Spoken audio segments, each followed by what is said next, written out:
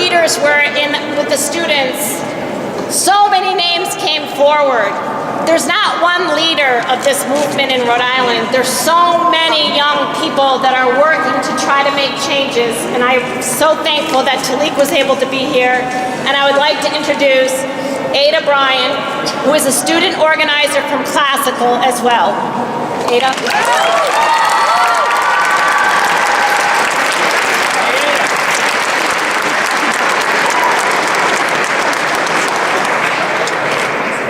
Hello, my name is Bryan. I'm a freshman at Classical High School, and I'm here to represent the students from Providence High Schools.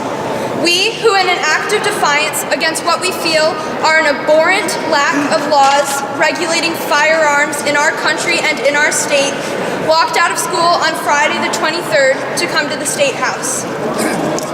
Our small group is working to make our voices heard on this very relevant and critical issue in today's society, as a part of a larger movement of young people throughout the country. In light of past events, we feel now more than ever that our voices deserve to be heard and militarized weapons of war to be banned.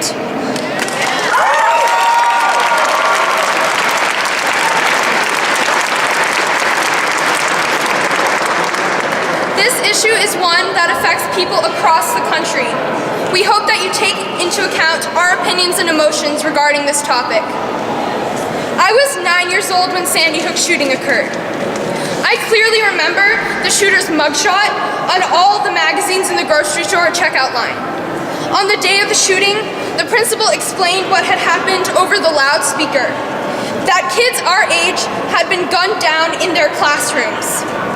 During the lockdown that followed, I remember being scared for my own life. I was in the 3rd grade. I was 12 years old for the San Bernardino shooting. I was 13 when 49 people were brutally killed at Pulse nightclub. I was 14 when a gunman opened fire in Las Vegas, killing 58 citizens. I saw pictures of people cowering behind bushes and running past bodies in order to escape the bullets raining down around them. After coming home from school on Valentine's Day, I cried for the latest massacre, the shooting at Marjory Stoneman Douglas High School that took 17 lives. The Saturday edition of the Providence Journal covered our walkout and put us on their website where people could comment. One comment caught my eye. In many ways, it echoed the backlash against the many students fighting to make their voices heard across the country. We're being called pawns, puppets, even child actors. Yes, you are. We are too young to make our own choices, our own opinions. We are too young to know what we're talking about. Let me say I am not a pawn.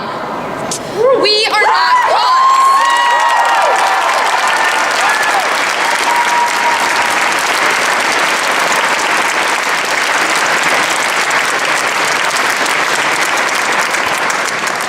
Lived long, but still many times throughout my childhood, I have seen shootings, mass murder, and mass death broadcasted on the news. When I say I want stronger gun control, I'm not a kid who doesn't have enough information. I'm a young adult who has seen these things over and over again. Marjory Stoneman Douglas was just the last. We are not pawns. I am not a puppet. I am speaking for me. I'm speaking exactly what I feel, exactly what I believe. I believe action needs to be taken. I think laws need to be passed.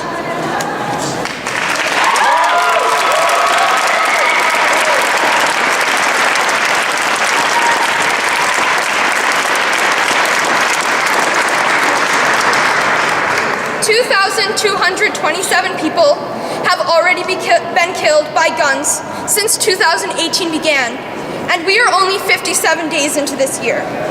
On average, every day, 96 Americans are killed by guns. 7 of those are children and teens. There are, on average, 13,000 gun homicides a year in the United States. It saddens us to think that this is the country we live in. It saddens us to think that we have done nothing about this issue already. How many lives will our lack of laws take before we take action? As a state, we need to work together to solve this problem. Passing this bill, banning assault rifles, is the first step to a safer Rhode Island. Don't let us be the next Parkland, the next Sandy Hook, the next Columbine. Pass this bill to save the lives of individuals across Rhode Island. Thank you for your time and consideration.